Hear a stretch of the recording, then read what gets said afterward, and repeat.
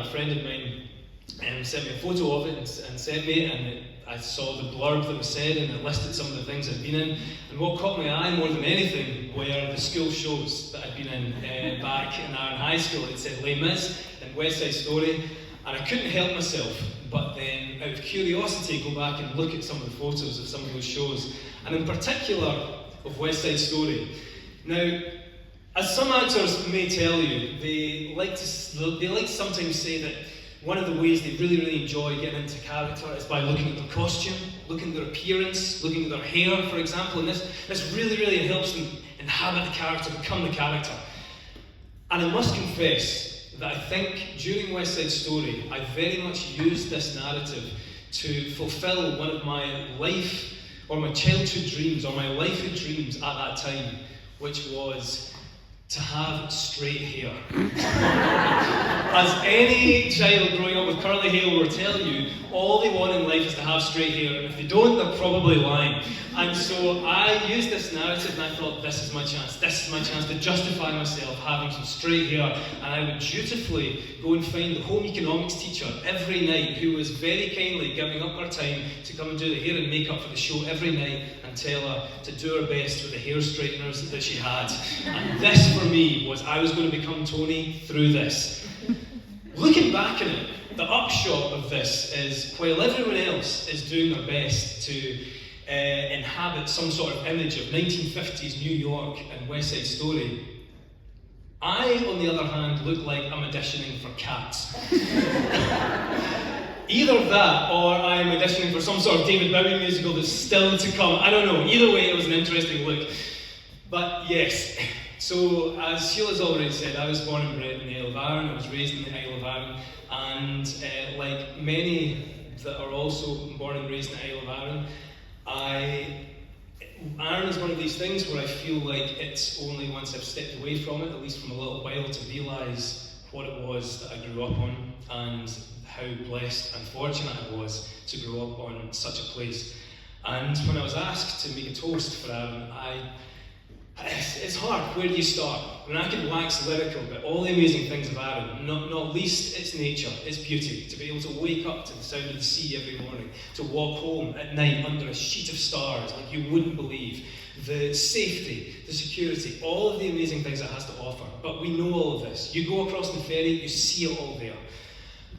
And I had to think long and hard about what it was for Arran that really made it the home that it was for me. And the question I kept coming back to, which I'm sure some other people in this room will ask the question, I'm not sure that I could have or I would have had the career that I've had it not been for Arran.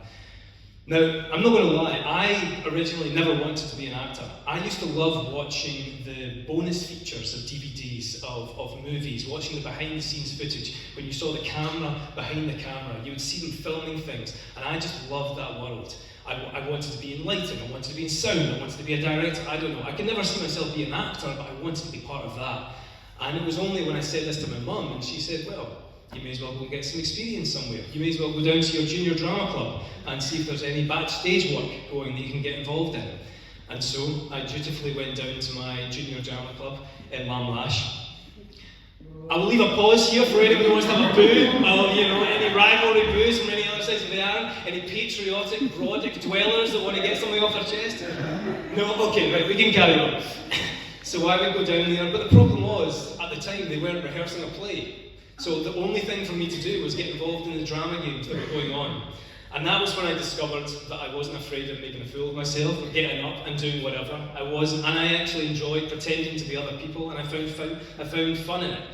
And it was only when we came to casting a play that the teacher and director of the time, a woman, Mary Young, who some of you may know, and for me, I owe so much of my life and career to, because she was the first one to say to me, are you sure you want to work backstage? Because I think you might enjoy playing a part, and I think you might be good at it.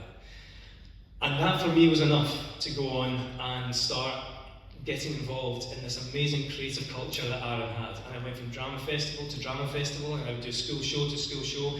Any chance there was to perform, I would be up there, and Arran allowed me to do it.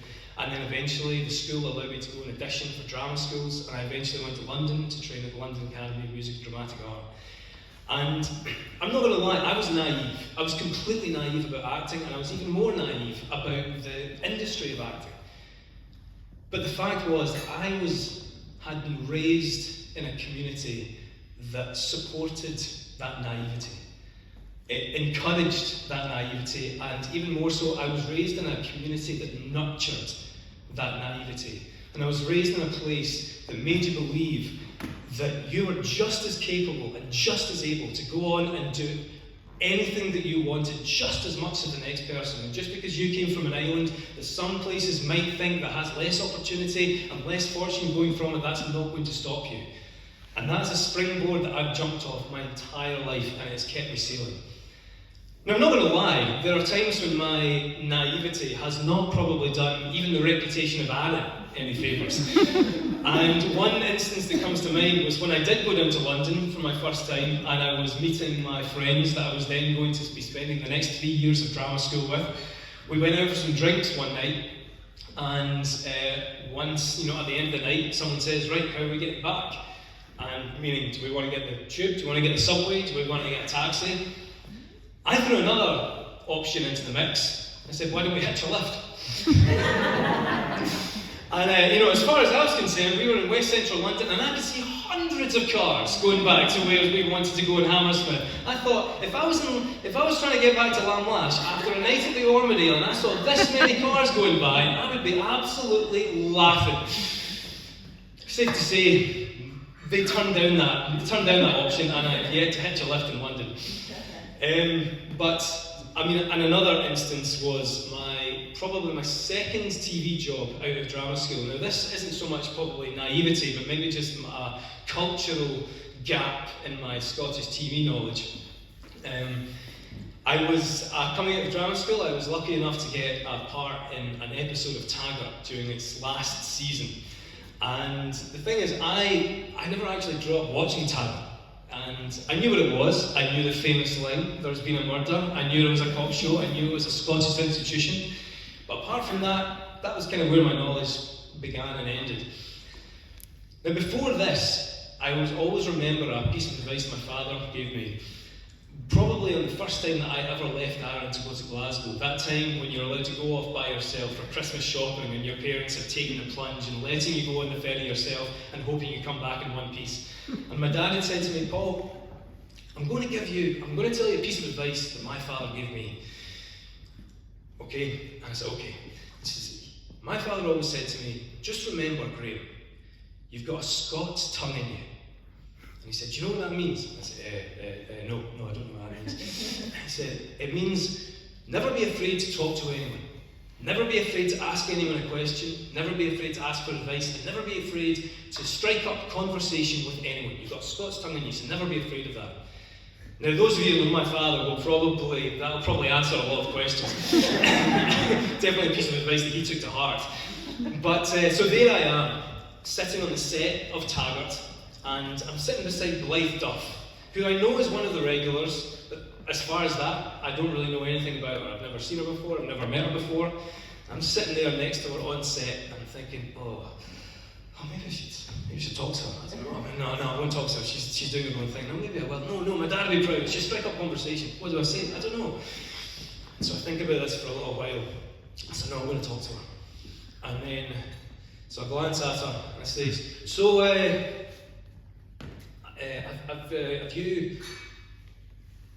have you been doing this show long? And she looks at me and she says, I have been in this show since episode 2. And I look at my script, series 27. There must be 128 episodes in by now. And I'm like, all right, cool. I'm just going to go learn my lines over here. So that was that. But throughout all my career, lo and behold, I always took Arran with me. Whenever I was in a meeting, if I was meeting a director, if I was meeting a producer, they would always ask you where you were from. And as soon as I said Arran, their ears would prick up. For whatever reason. Maybe some of them knew where it was, maybe some of them had been there, have a family connection there. Some people might just think it's an island off the west coast of Scotland. For other people, it may as well be Narnia. And they don't even know, but for whatever reason, it sticks in their head. And it made me stand out in a way. It gave me a sense of something that was unique and it was something that I always carried with me. And I remember when I was 27 years old, and I arrived on that set for the last post, which at the time was my biggest career job to date, and I was so proud. I'd been flown out to South Africa to film this job. I was there for 8 weeks, and I looked at this set, and it was huge. It had lights and cranes, it was on a desert. It was like all the things I'd ever seen while watching the DVD extras of all the films I'd grown up watching. And I thought, wow, I'm here. I'm doing it. That thing that I wanted to do as a wee kid from Arran, I'm doing it. And I had to pinch myself, and I thought, I might not be here tomorrow, I don't know how long this is going to last, but I'm doing it. And I'm not sure if I would have been there had it not been for all the things that Arran had given me up to that point. Now, I'm not going to lie, that job also taught me a very, very valuable lesson, which was, if you're doing a TV series where the last shot the audience sees you is your bloodied head decapitated and sitting on a spike, do not neglect to warn your mother in advance. It's still triggering to her for this day. But yes, I said before that Arran was a place that has nurtured, there was a community that nurtured my naivety. The important word in that entire sentence is community. And Arran, when I was growing up, had that in spades. And as far as I'm concerned, the community is something that allows the next generation of the lifeblood to absolutely flow. And in a world that is becoming more and more individualistic by the day, and despite the fact that we have more technology growing by the day, especially in communication, we seem to be a society that's becoming more and more disconnected. It feels more important now more than ever to try and embrace that sense of community, and that absolutely was the thing that allowed me to fly. I had a support network around me, and again, people that said and people allowed me to believe that I could do whatever I wanted. And that came from people within the community, and it also came from the education. As far as I was concerned, I came from a small school on Arran that had some of the best teachers I could ever imagine. And I had a communication, I had an education department that really, really cared and would allow you to go somewhere, wherever you wanted to go. And I said that one of the people that I have to thank was my drama teacher when I was in Arran, that was Mary Young, and the other person who I'm sure some of you in this room will know, and the person that without I would not have a career, is my English teacher, Heather Goff. And she is someone who has been the beating heart of the creative scene on Arran for years and years, and not only that, has allowed so many students to thrive and fly. She, along beside me, there was 2 other people that she helped get into drama school on Arran.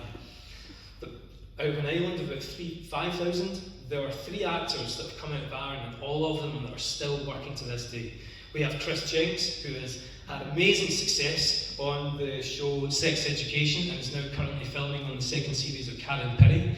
We have the actor Catherine Donnelly, who is currently filming the 3rd season of a series called The Head, which is one of the most successful series in Europe.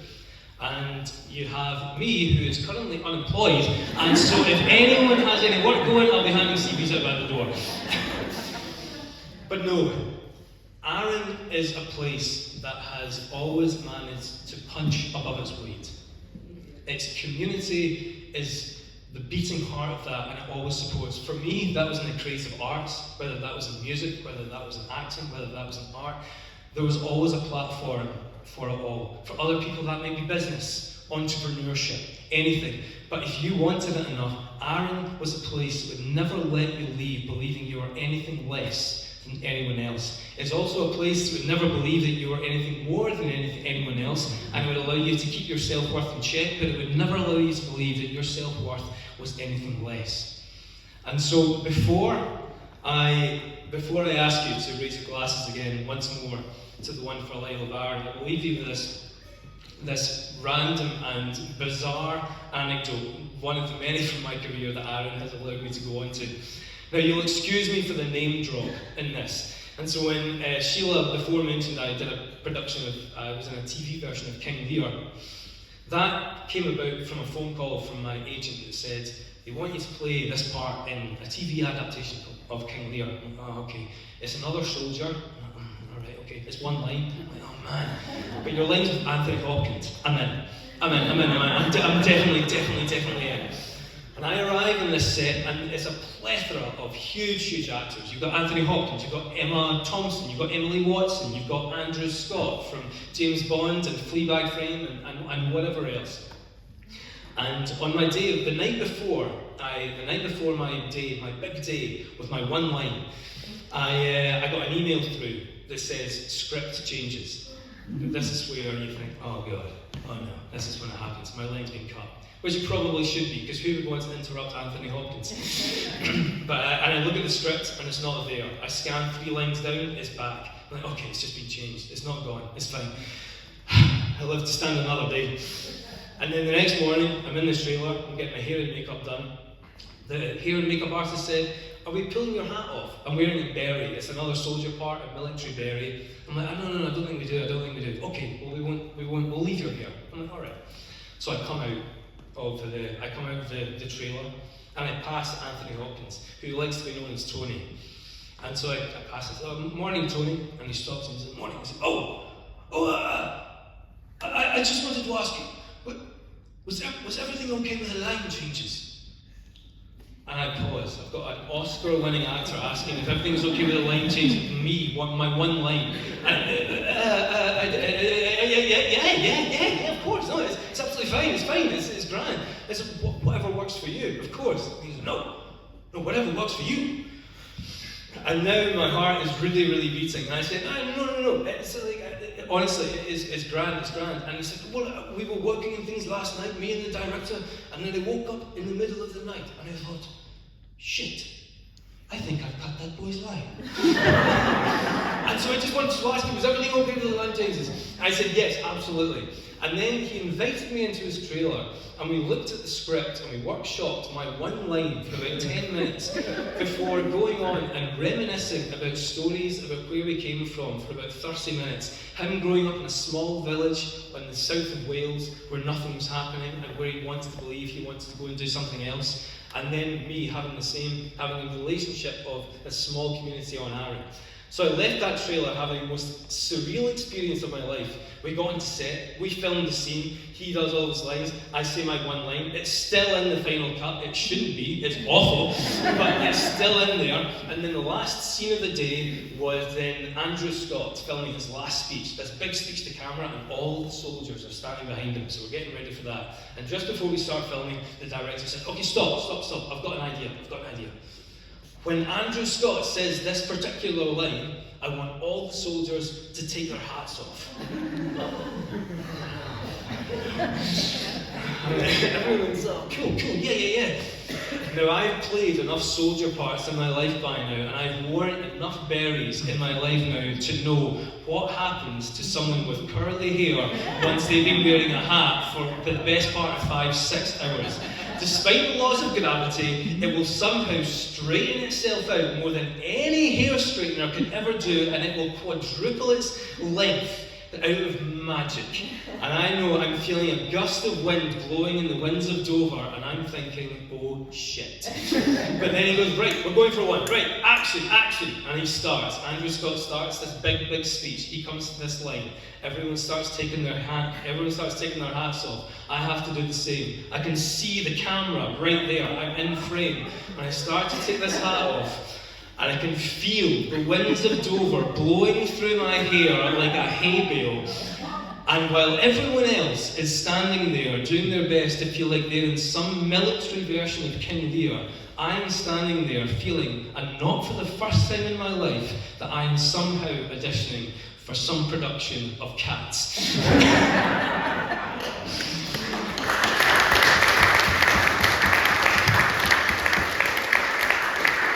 Anyway, back to the original point of the evening.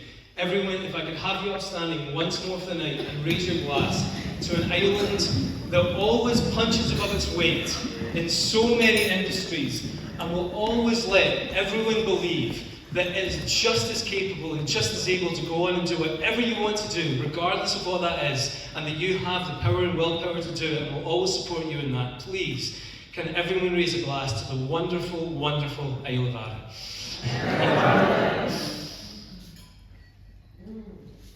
You can all sit back down.